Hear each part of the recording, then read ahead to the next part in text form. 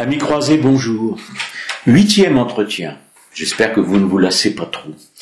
Je vais aujourd'hui vous parler de la vie secrète de Descartes, de Malebranche et de Spinoza. Alors je précise que je ne vais pas exposer toute leur philosophie, parce que sinon évidemment ça serait beaucoup trop long. Ce qui m'intéresse, c'est la vie des philosophes pour expliquer leur doctrine et surtout leur vie secrète, c'est-à-dire leur appartenance à des sociétés secrètes au cas où. Je commence par Descartes, évidemment. Descartes qui vit de 1596 à 1650. J'ai fait récemment une conférence devant le cercle Chateaubriand sur Descartes. Je vais redire une ou deux petites choses que j'ai pu y dire, mais je ne vais pas évidemment reprendre tout ce que j'ai pu y dire sur Descartes. Vous pourrez vous y reporter. Il est certain que je me suis attaché dans mon livre qui s'appelle Le siècle des Rose-Croix. Le point central de ce livre, c'est de détruire le mythe Descartes, n'est-ce pas? Nous vivons sur un mythe cartésien. Descartes serait un philosophe rationnel. Quand on dit on est cartésien, c'est qu'on serait rationnel. Eh bien, pas du tout. C'est une imposture. Descartes n'est pas du tout rationnel, pour une raison très simple, c'est qu'il est antiscolastique.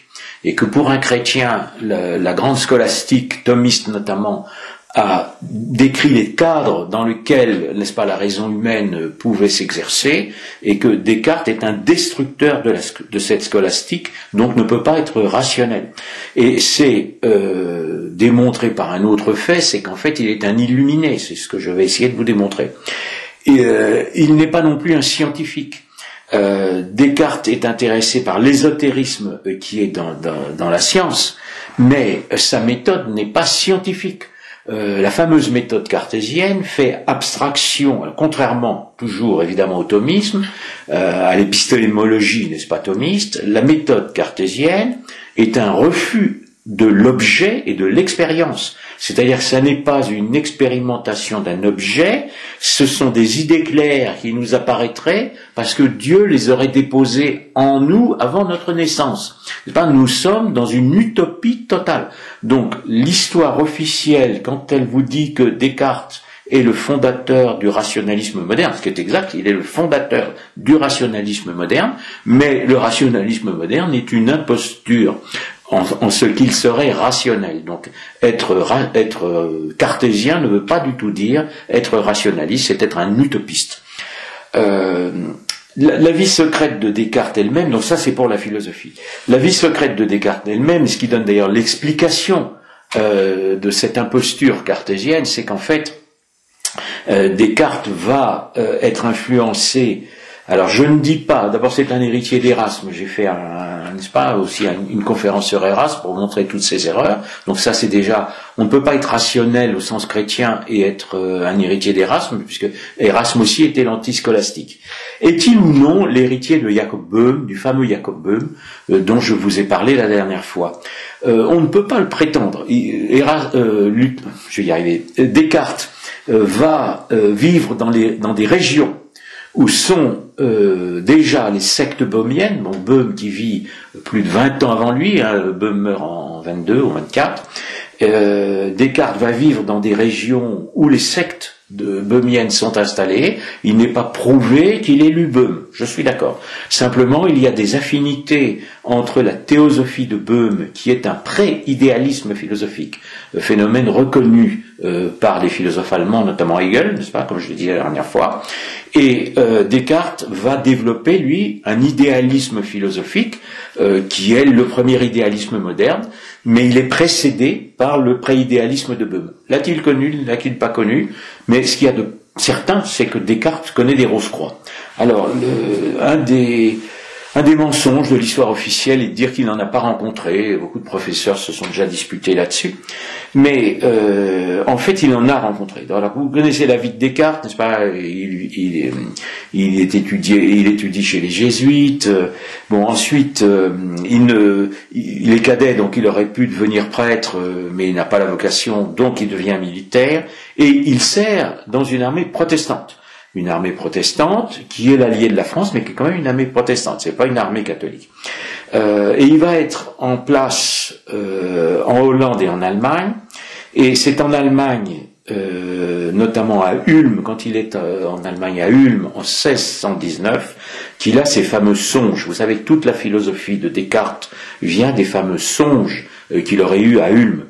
Descartes prétend qu'il n'a pas rencontré de Rose-Croix, or c'est faux, car avant ces songes, il en connaît au moins deux, n'est-ce pas? Isaac Beckmann, qui est un grand mathématicien, Descartes est évidemment un grand mathématicien, et un autre qui s'appelle Faulhaber, et qui sont des Rose-Croix. Donc Descartes nie avoir rencontré des Rose-Croix. On lit encore dans les livres d'histoire de la philosophie qu'il n'en a pas rencontré. Il en a rencontré deux au moins, ce sont Isaac Beckmann et Faulhaber, et il rencontrera même plus tard le fameux Comenius, n'est-ce pas, qui sera l'impérator des Rose-Croix en Moravie. Donc l'histoire officiellement, pardon si je rabâche un peu, mais c'est quand même important. Quand il est à Ulm, que sont les trois songes de Descartes? Alors, ces songes, je les ai analysés évidemment dans mon livre. Ils ressemblent très étrangement à 3 degrés d'initiation. Dans le premier songe, je vais un tout petit peu les développer aujourd'hui, ce que je n'avais pas fait dans le cercle Chateaubriand, mais dans le premier songe, Descartes est poussé par un vent qui l'amène à rentrer. Alors, pour se protéger du vent, il pénètre dans une église et il en ressort aussitôt. Pourquoi? Parce que vous savez que les adeptes du diable ne peuvent pas rester dans une église, n'est-ce pas? Ils en ressortent, ils ont peur de l'eau bénite. Descartes, à ce moment-là, quelqu'un l'appelle à l'extérieur de l'église. Donc, est-ce que cela ne veut pas dire que Descartes a été baptisé catholique? Et quelqu'un l'appelle, c'est un scénario initiatique type des Rose-Croix. Les Rose-Croix, il y a toujours quelqu'un qui vous appelle, qui vient vous chercher, comme Dieu vient chercher ses prêtres. Hein. C'est une inversion, évidemment, de la vocation. Et on l'appelle à l'extérieur. Donc, il va marcher devant, dans son rêve, il est courbé devant des gens qui sont debout. Le courbé, c'est le profane. Et les gens debout, ce sont les initiés. On l'emmène dans une chambre.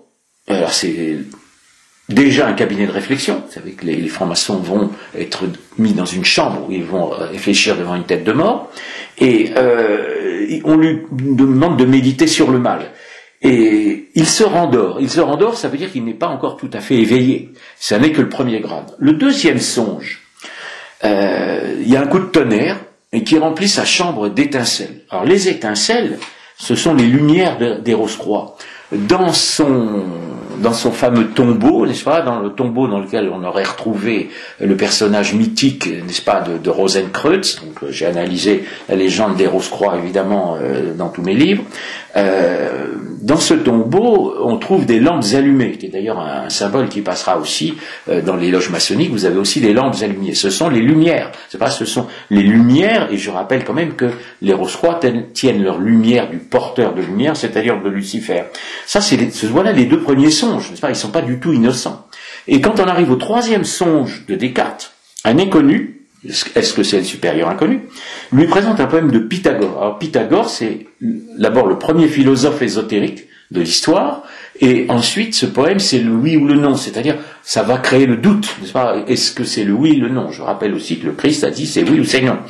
Et à partir de ce doute, Descartes pense, n'est-ce pas, à une illumination qui va lui permettre de formuler, je le cite lui-même, une philosophie plus certaine que la vulgaire. Cela veut dire il y a une philosophie qui est pour le vulgaire, c'est-à-dire pour les profanes, et qu'il y a une philosophie qui est réservée aux initiés. Et cette philosophie, pour Descartes, c'est l'hermétisme, et il va redécouvrir l'unité de la science, et il va placer au sommet de la science, on est toujours dans son 3e songe, n'est-ce pas, la géométrie, n'est-ce pas, c'est le grand G, n'est-ce pas, de la géométrie. Et dans le triangle maçonnique, n'est-ce pas, vous avez le grand G qui veut dire Dieu, God en anglais, ou géométrie, ou gnose. Et la géométrie qui va être aussi bientôt un symbole maçonnique, puisque le fameux Anderson qui rédigera les constitutions d'Anderson racontera l'histoire de la géométrie. Donc Descartes est un initié, est un géomètre avant les futurs géomètres avec un grand G. Descartes n'a pas inventé tout ça. Il n'a pas inventé, ces 3 songes expliquent toute sa philosophie.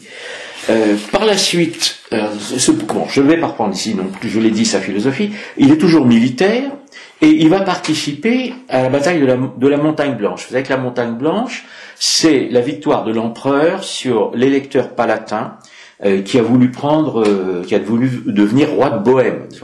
Or, le Palatinat est un État qui a été, comment on peut dire, l'électeur palatin a été éclairé par les Rose-Croix. Les Rose-Croix ont un État, n'est-ce pas, qui les aide, n'est-ce pas, à vouloir prendre le pouvoir. Ils veulent fonder un État anglo-allemand et le Palatinat est leur base de départ. Et Descartes va démissionner de l'armée aussitôt après la Montagne Blanche pour ne pas poursuivre les Rose-Croix, pour ne pas poursuivre les protestants. Et il va, par contre, aller leur rendre visite. Il va aller en Moravie, où sera le fameux Comenius et la secte des frères moraves. C'est quand même troublant. Ensuite, il revient à Paris, et quand il est à Paris, on l'accuse d'être Rose-Croix. Il dit non, il nie faire partie de ce qu'on appelle les invisibles. À partir de la défaite de la Montagne Blanche, les Rose-Croix sont redevenus, ils s'étaient montrés parce qu'ils pensaient prendre le pouvoir, et ils redeviennent des invisibles et ils fondent des collèges invisibles. Et il prétend ne pas être un invisible, mais son premier livre va être signé R.C. Or, son nom, ça n'est pas R.C., c'est R.D. On va lui dire, mais pourquoi signez-vous R.C. Et évidemment, il va dire, c'est comme si je signais Descartes, où il va donner son nom en latin. Je veux bien, mais les Rose-Croix signent évidemment R.C. Ensuite, il va rendre visite à Galilée, et vous savez que Galilée est condamné, bon ça je l'ai déjà expliqué je pense dans une autre conférence, non pas pour l'hypothèse copernicienne, mais pour ses hérésies, et il écrit donc le discours de la méthode après, donc Galilée est condamné en 1633, discours de la méthode c'est 37, et les méditations métaphysiques 41. Bon, dans le discours de la méthode, c'est la science, n'est-ce pas, qui se substitue à la révélation. Donc on n'est pas du tout dans une démarche chrétienne, n'est-ce pas. La philosophie n'est plus fondée à partir de la révélation, mais à partir de la science. C'est évidemment une utopie, puisque la science est fluctuante. La science démontre le lendemain le contraire de ce qu'elle a démontré la veille.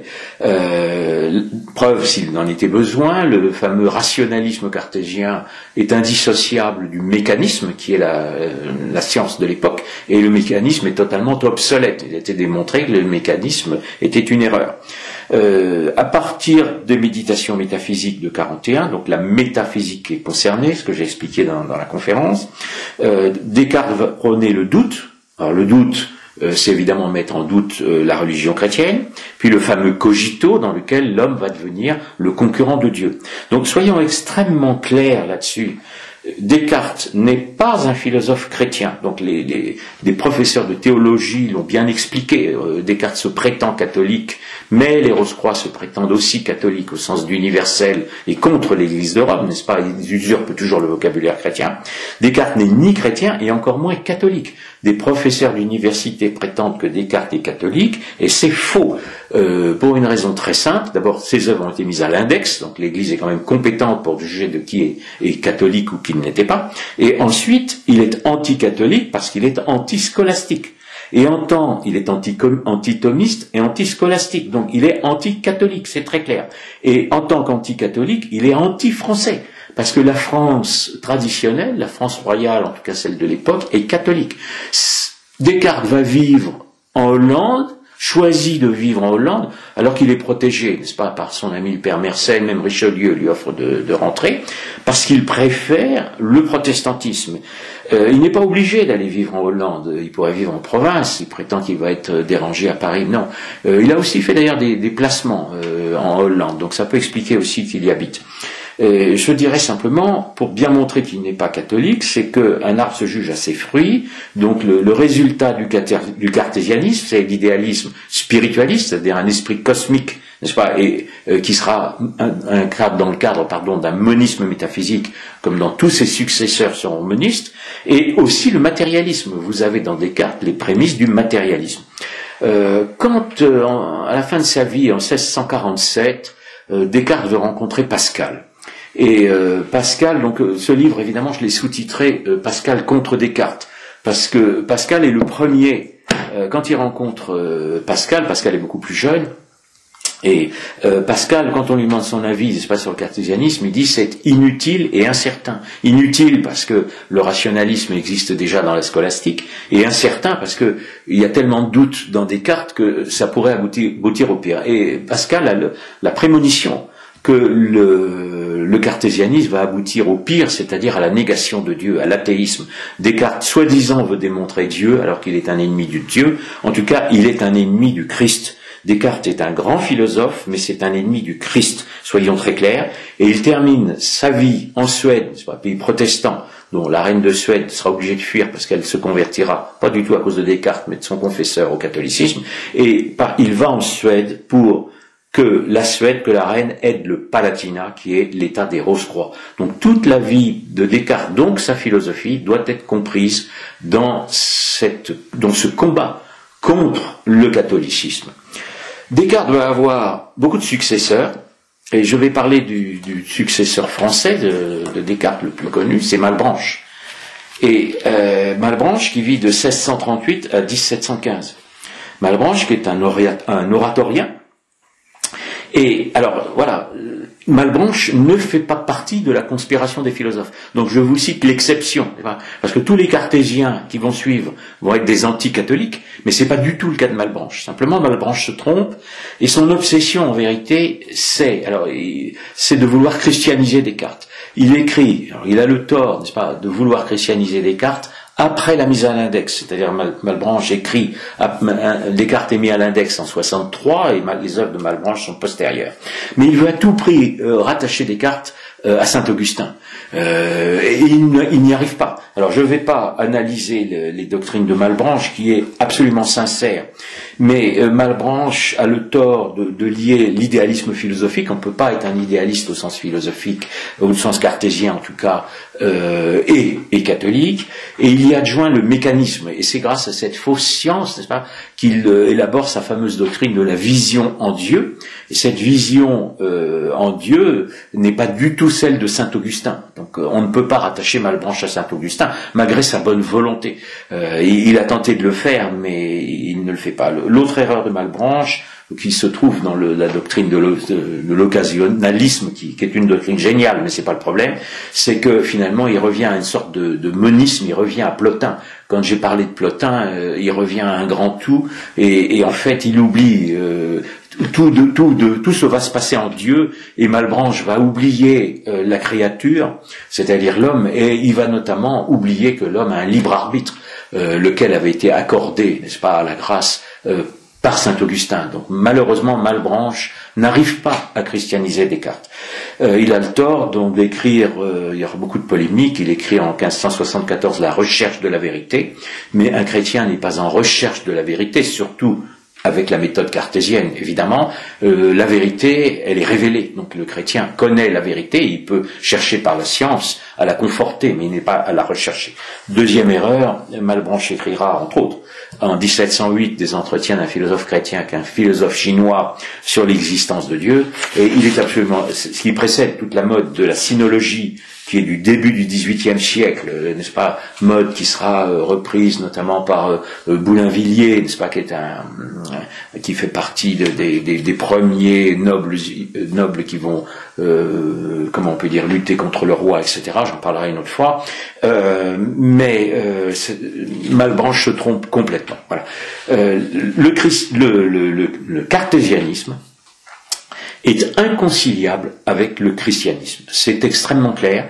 Les plus grands théologiens l'ont dit, les professeurs de théologie, je cite toujours le professeur Todard, n'est-ce pas, admirable professeur de théologie, c'est extrêmement clair. Malebranche est un chrétien sincère, il ne fait pas partie de la conspiration parce qu'il veut à tout prix christianiser Descartes. Et ça n'est pas possible, et la preuve en est apportée par Spinoza.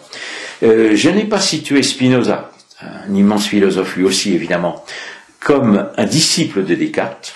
Alors, il vit après, donc évidemment, est un héritier de Descartes sur un plan chronologique, mais en vérité, Spinoza est pour moi le révélateur de Descartes. C'est-à-dire qu'il nous fait comprendre ce qu'il y a dans Descartes. Parce que Spinoza est officiellement un kabbaliste, est officiellement aussi un héritier du fameux Jacob Böhm, et qu'on ne peut pas comprendre Descartes en dehors de la Kabbale et en dehors de l'ésotérisme des Rose-Croix. Je vais citer donc le fameux Pertona, n'est-ce pas, qui a dit cette chose magnifique. Le spinozisme est réellement le cartésianisme porté logiquement à son terme. C'est-à-dire que dans Descartes, n'est-ce pas, la logique de Descartes est formulée par Spinoza.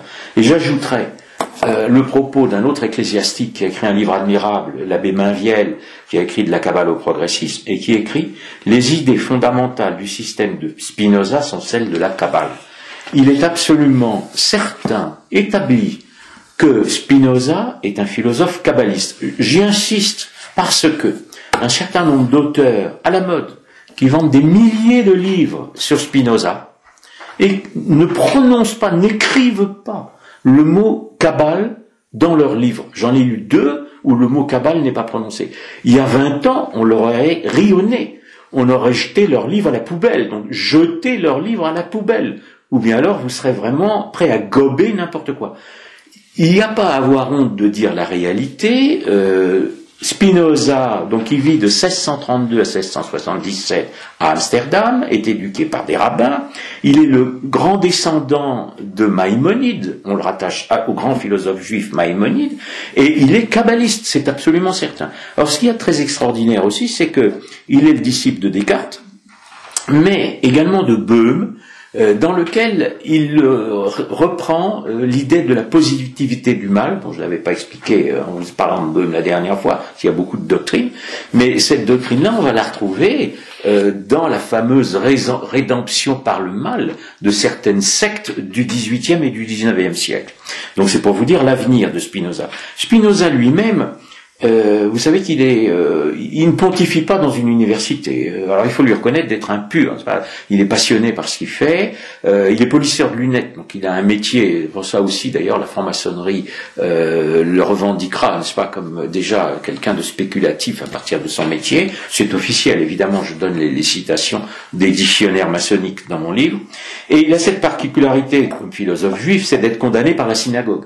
La synagogue le condamne parce que Spinoza nie en fait que le peuple juif soit le peuple élu, ce que je ne fais pas en tant que catholique. Et quand il est condamné par la synagogue, il y a un certain risque, parce qu'avant lui, il y a un philosophe qui a on ne sait pas s'il a été son maître ou pas.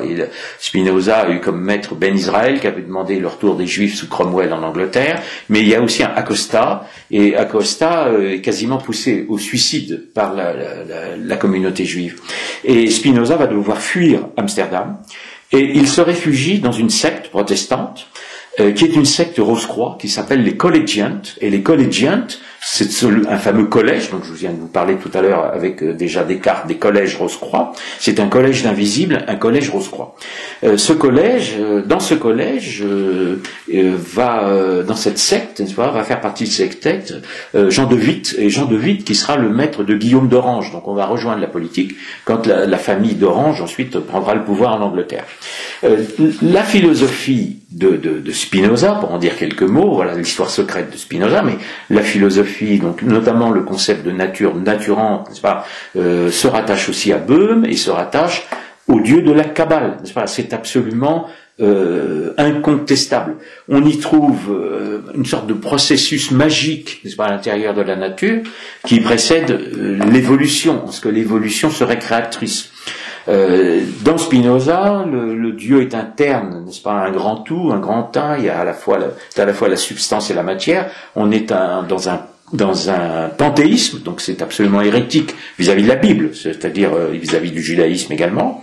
Tout ça est exprimé dans l'éthique. Mais il y a aussi un autre traité de Spinoza qu'il ne faut pas ignorer, c'est le traité politique, dans lequel Spinoza est à l'origine de ce que l'on appelle le progressisme, c'est-à-dire que la nature naturante va permettre un progrès, et Spinoza va être aussi l'ancêtre par le progressisme du socialisme, et il va être pris par Hegel, toujours, et par Marx.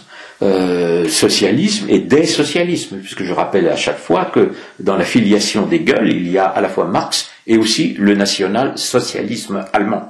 Autre doctrine que l'on trouve dans Spinoza, c'est déjà l'idée d'un laïcisme. Spinoza veut mettre fin à la société secrète, alors à la société chrétienne, pardon.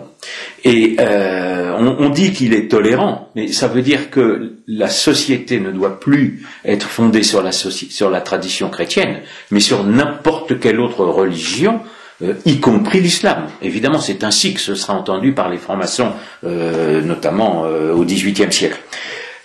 Autre apport, si l'on peut exprimer ainsi, de Spinoza, c'est qu'il prend l'idée de nature qui était déjà dans le philosophe cartésien Hobbes, dont je parlerai la prochaine fois, anglais, et l'état de nature serait l'état naturel de la démocratie. Donc Spinoza est un ancêtre du socialisme et de la démocratie.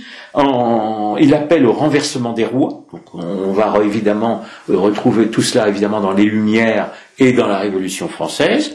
Et cette démocratie pour lui doit devenir collectiviste, puisqu'il est l'ancêtre du socialisme. Donc il ne s'agit pas du tout d'assurer à l'humain une liberté, n'est-ce pas ? Il s'agit au contraire de soumettre l'individu à l'État. Donc ça, ce sera tout le XVIIIe siècle, toute la Révolution, c'est-à-dire le passage, n'est-ce pas, jusqu'au collectivisme, jusqu'au mondialisme. Dernier petit aspect secret, plus ou moins secret, parce qu'il est quand même dévoilé dans l'éthique de Spinoza, c'est sa référence à la géométrie. Je vous ai parlé de la géométrie avec Descartes.